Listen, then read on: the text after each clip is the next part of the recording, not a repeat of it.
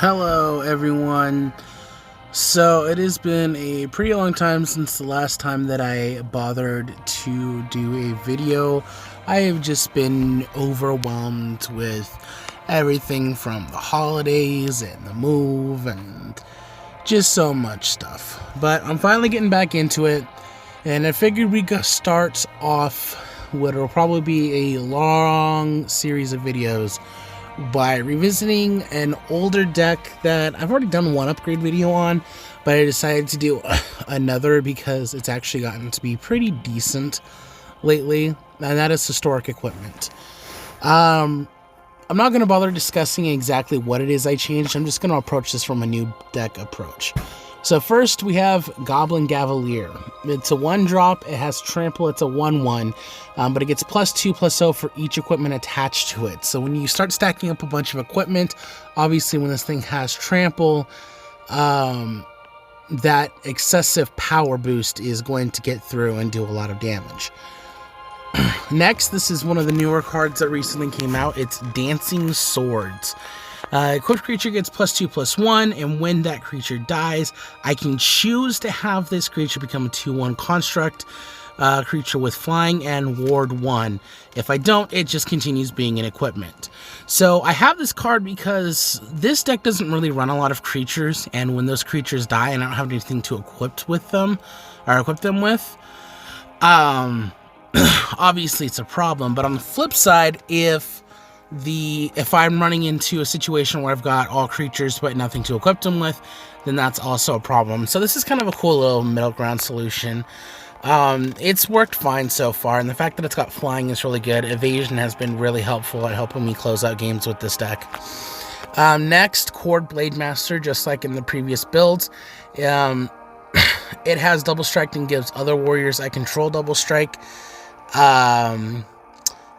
Now that I think about it, well, no, that's still pretty relevant because my main cards are still warriors.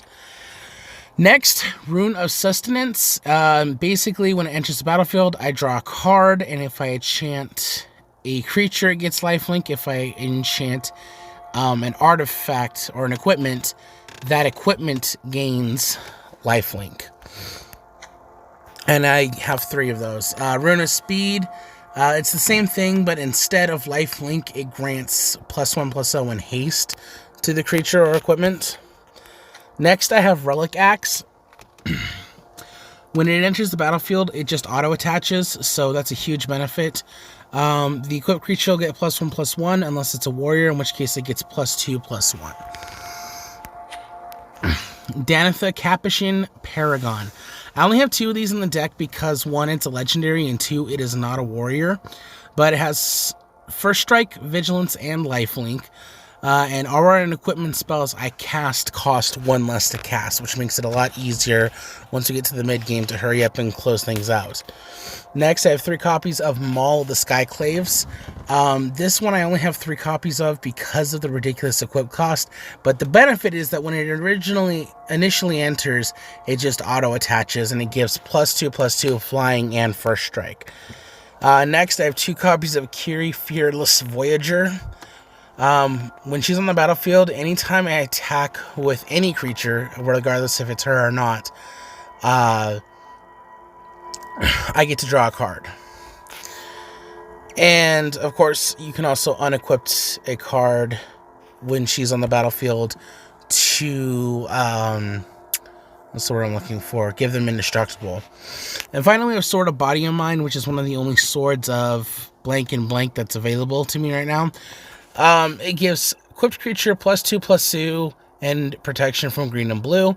Whenever the equipped creature deals combat damage, I get a 2/2 green wolf, and the opponent mills 10 cards, which is pretty sweet because it gives me the option to win via milling, and having bodies come down is pretty helpful too. The only problem is it does have a steep cost on its own and a steep equipped cost, but it's still fairly worth it, especially if you end up putting one of the runes on it. We have... Oh, I'm sorry. We have Nahiri. Heir of Ancients. With a +1 ability, you can make a Core Warrior creature token, and I can attach equipment to it.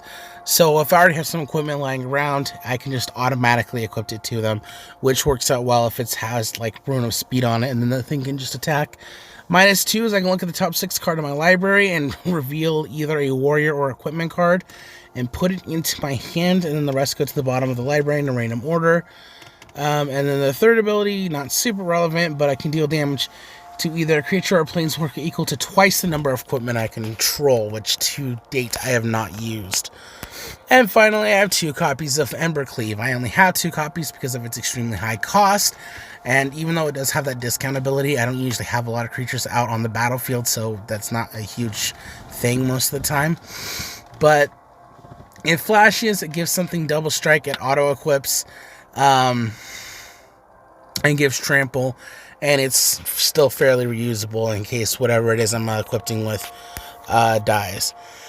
Finally, we have the mana base, which needs a handful of alterations because I know for a fact I have this stuff, or at least some of this stuff.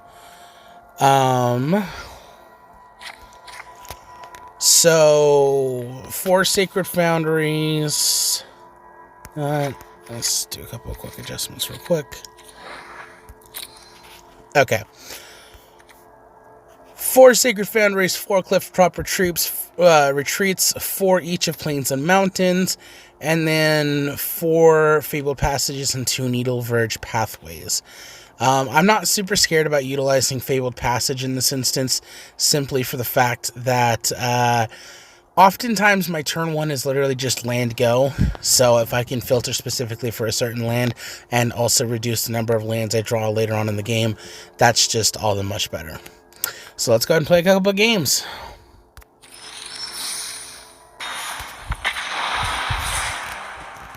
Okay, so as far as like win rates go, this deck does okay.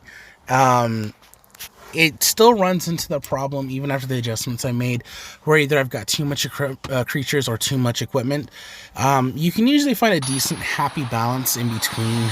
And then the other issue is it doesn't have a lot of early game presence, but once you get to the mid to late game, it really pays off.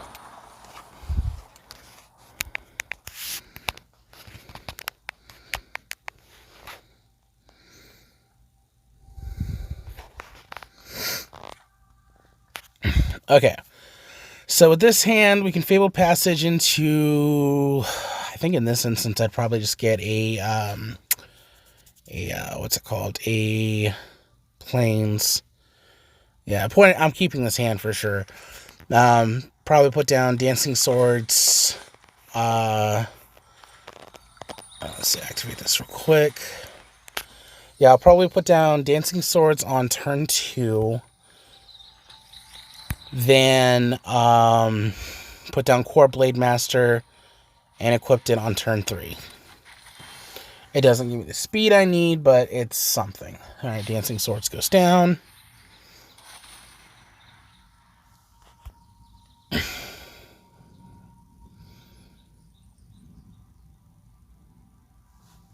Let's see, my opponent's looking at it, so I'm wondering if he's just like confused.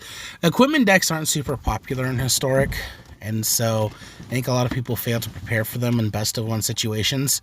So I don't usually have to fear a lot of artifact removal. Usually it's broad removal, things like Banishing Light that I'm more concerned about. And definitely creature removal is a much more serious problem.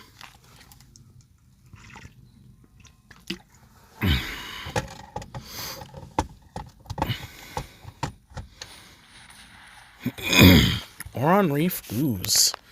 I don't see that a lot. Okay, so it looks like we're dealing with Simic +1/+1 counters, which it really doesn't bother me that much. I think I might shift my original tactic and actually put down Diantha next. Yeah. So I'm going to go and put this down red and play Diantha. Is that how you pronounce it? Diantha? Danitha. Danitha. Yeah, and then next turn I will...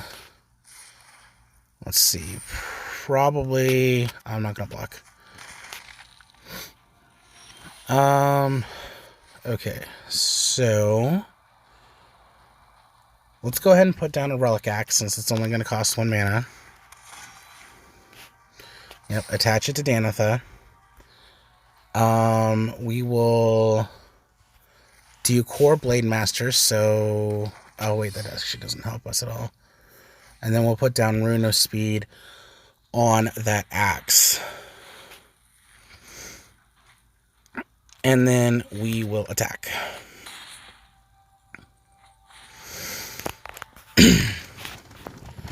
And there we go. We already have Lifelink helping us out here. We got us a hasty axe, so that way if we need to play Nahiri a little bit later, we can just consistently bring out core warriors who will help the cause. Yeah, it looks like it's just basic +1/+1 counter stuff. Nothing super concerning, if I'm being entirely honest. The question is, do I want to stack all on one, or do I want to start divvying it out a little bit?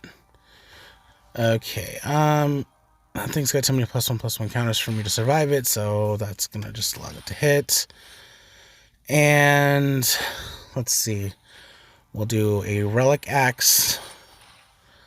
Auto-equipped it to the Core Blade Master. Put down the other Dancing Sword. And I think we'll do 1 Dancing Sword to Core Blade Master. And 1 Dancing Sword to Danitha. And I will attack with both.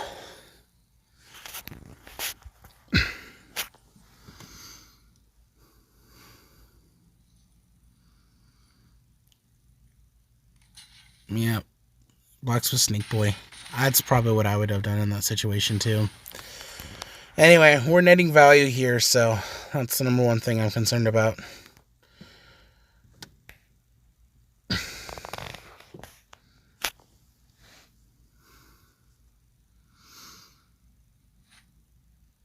Ooh, Vorinclex. Okay. That's troublesome, but not the worst thing in the world.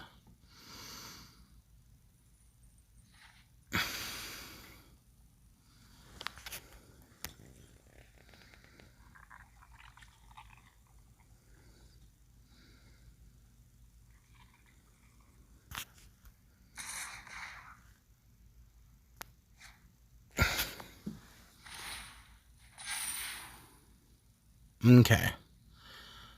I do believe I'm just going to have to take 17 points of damage here.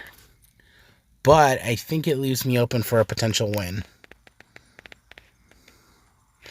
Especially if I can get something that allows flying to go through. Although, now I think about it, if they can figure out a way to pump up for an additional 4 counters. Oof. They found something. Oh, okay. That's not the worst in the world, though. Oh, never mind. I lose. Well, it was a valiant effort. Probably should have blocked. Alright, let's try again. Let's see if we can't get at least 1 win out of this video.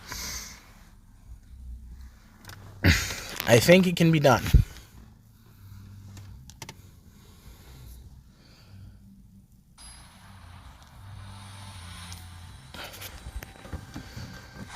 Yeah, there were some definite misplays in that last game.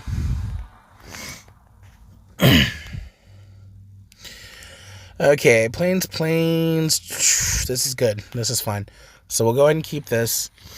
We will start with the Goblin Gavalier. Follow up with an Relic Axe. And depending on how things play out, I'll either put down the Blade Master or the Rune of Sustenance.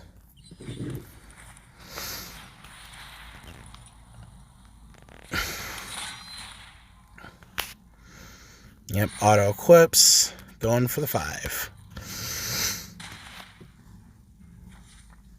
It's always a good start.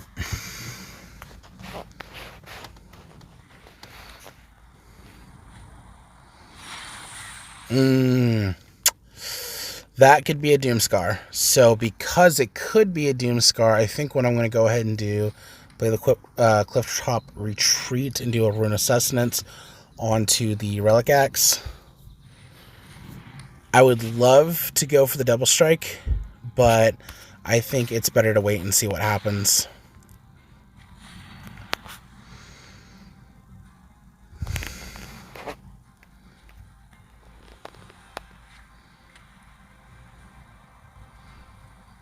Let's see what the opponent does. Is that going to be a Doomscar?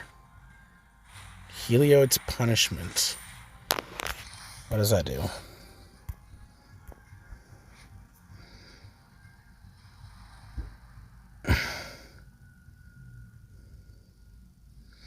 Okay. So that sucks, but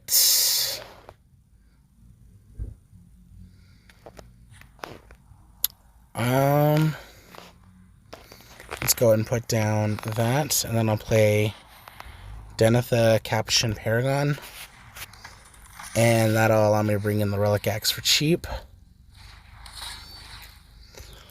Put it on Denethor, and then I'll activate this ability. Just something to do for now.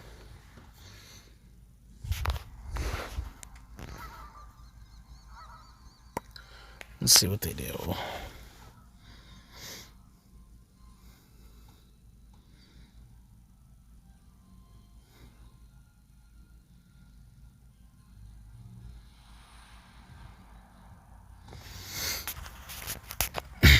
I'm still worried that that's going to be a Doomscar.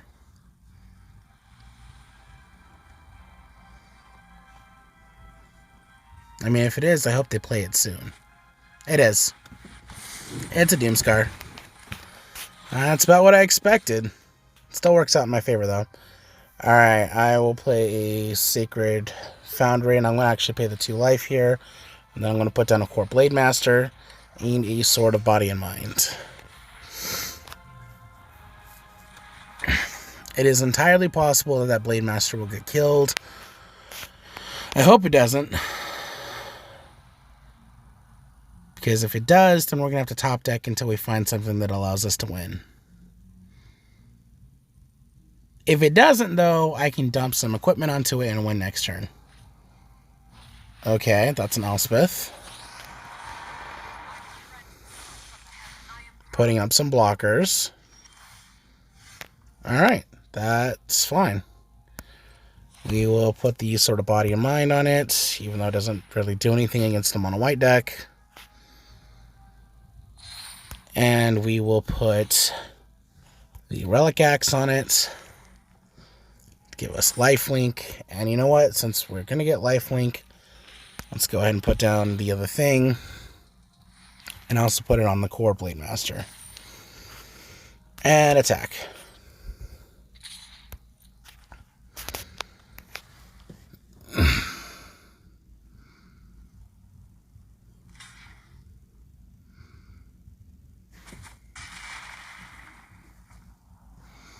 Yep, as expected, it was just a stalling method. But it gives us a little extra life to work with, so hopefully... Oof. What are they hitting? Blade Master itself? Okay, cool. As long as I get to keep my weapons, that's all I care about.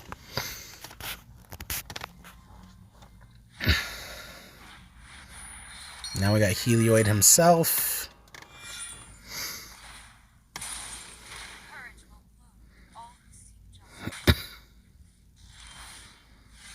Oh, perfect.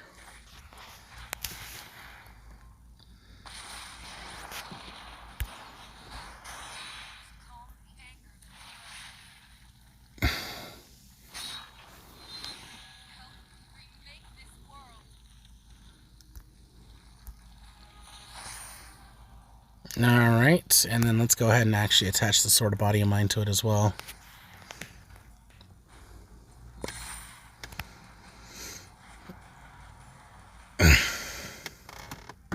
And that's about as good as it's going to get at this point.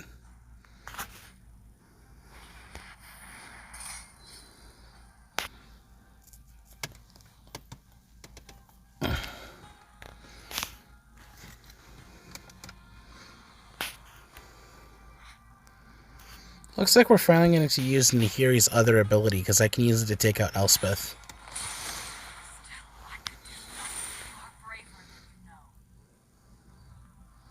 Our Elspeth is gone now. Never mind. Well, that's just free life. And Elspeth gets to come in clutch as a distraction. That's pretty cool, too.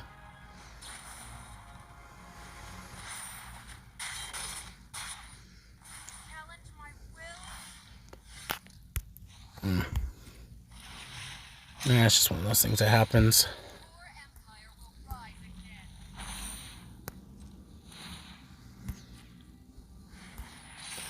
And just to be goofy, let's put another one down.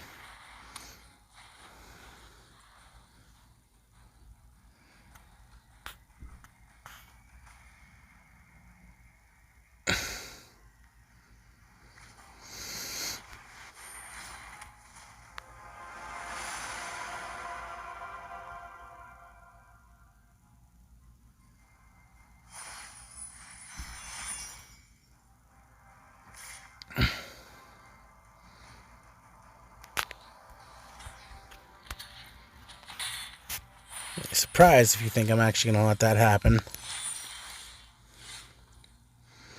Oh, that is hilarious.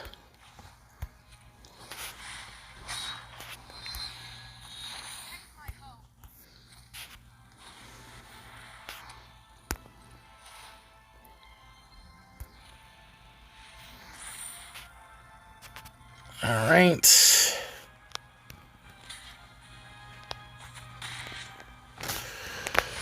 Okay. Lots of swords. Let's see if we can't still bring this home. Oh, goodness. Come on. Don't be a pain in the butt on me.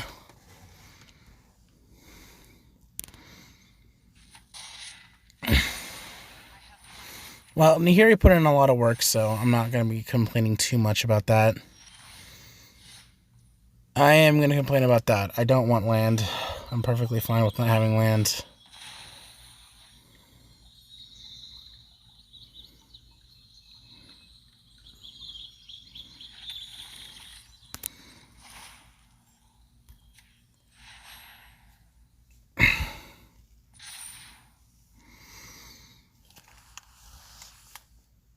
I think it's best for me not to do anything, sadly.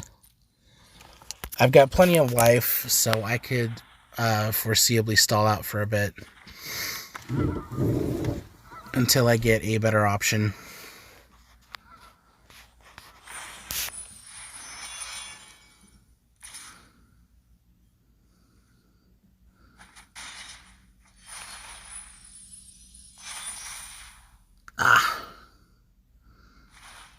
That was an unfortunate outcome. I'm on a downward spiral now.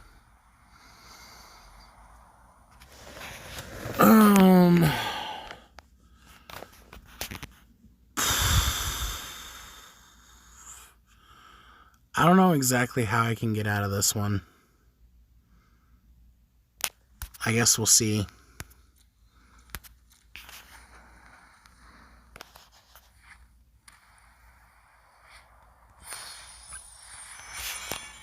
Oops. Tap the opponent's graveyard.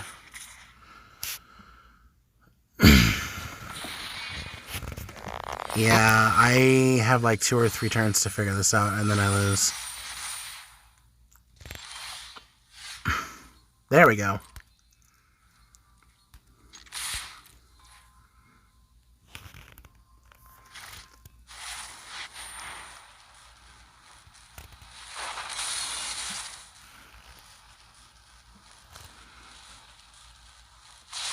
Yeah.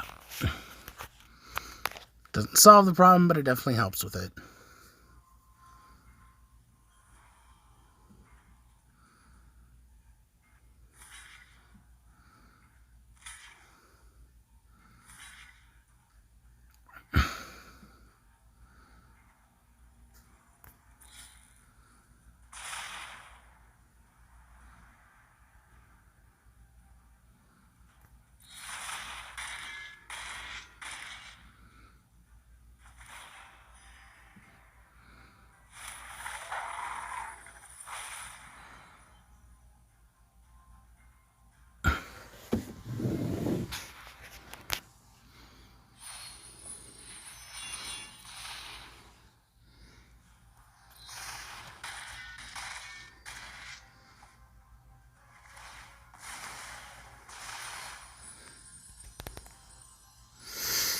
Okay, so now the wolf is going to have to end up being my champion.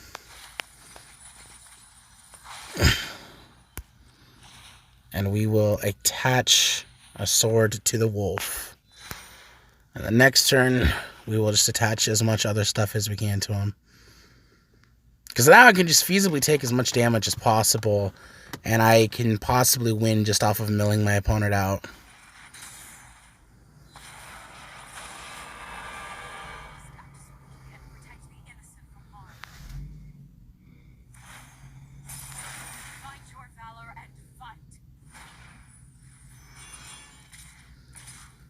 Okay. Yep, he does damage to me.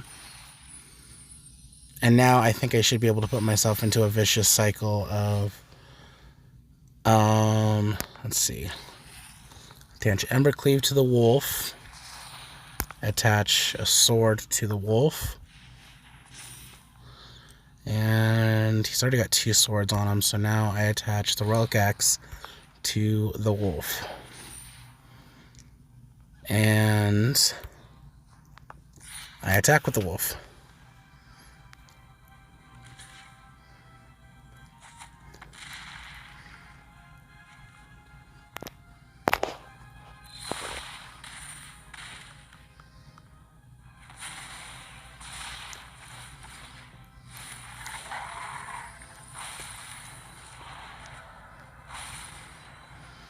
Yep. It looks like I might be able to win through the process of just milling them out. Oh, I actually have won through the process of milling them out. Unless they can kill me this turn.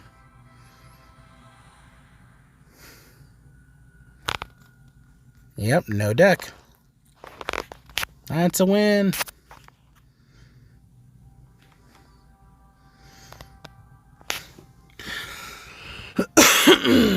A bizarre way of going about a win, but it's a win nonetheless.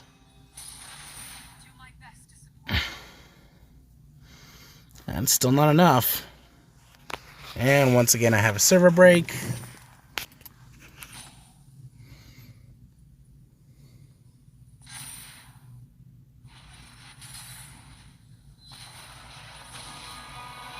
I still don't think it's going to be enough, dude.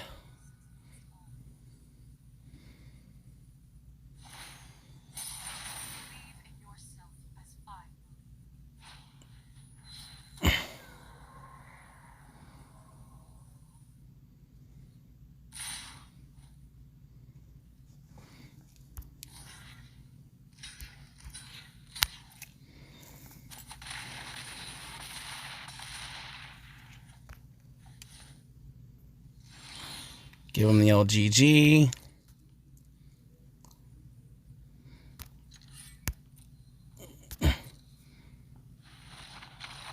And it's a win. All right. Well, not bad. Took a while and kind of won almost entirely off of a very unlikely situation, but, you know, we'll take it. All right, I'm going to take a break, and we'll come back to this and just... Okay, sorry about that. I had to get my internet situation figured out. All right, let's go ahead and play one more game and see if we're going to go 2-1 or 1-2 with this deck.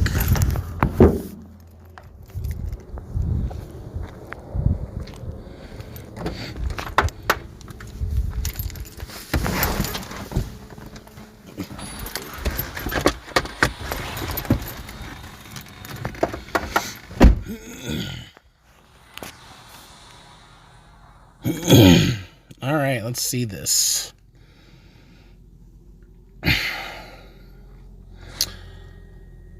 Okay. This is fine. Looks like we'll be getting a Maul the Skyclave. That's going to have some hasty power, assuming we can get there, which I think we can. Sadly, I think we're probably going to have to use Core Blademaster as bait. I mean, depending on what our opponent has. Okay. I was going to put down the Sacred Foundry, but I think in this situation, Fable Passage is best. I have a Plains in hand, so we'll do a Mountain.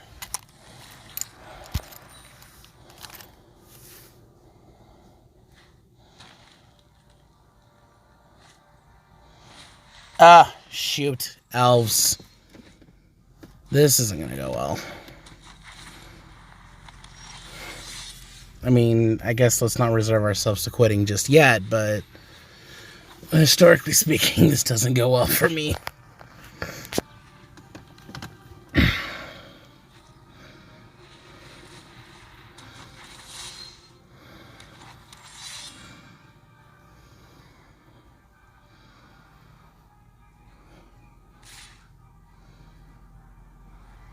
No blocks.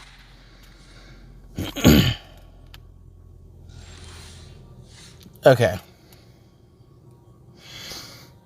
We'll put down a plane, small the Skyclaves. We need to start pressuring them now. I probably should have put down Sword of Body in mind. That might have been a better choice at this point.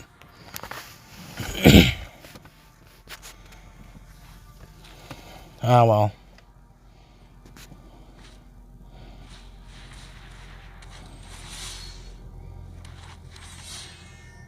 I might actually somehow pull this off. We'll see.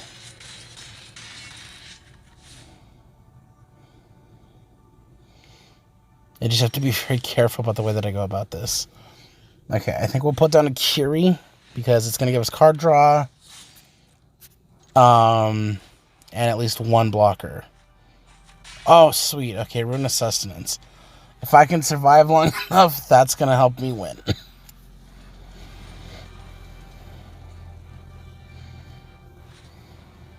Oh, no. That pretty much seals my fate right there.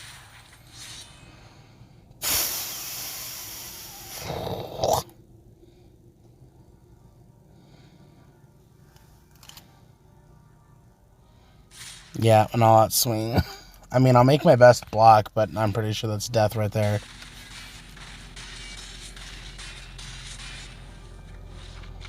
Damn elves. Get you every time, I swear. Alright, well, that was that. I have, I think, 4 or 5 new decks that I will be uploading videos with soon-ish.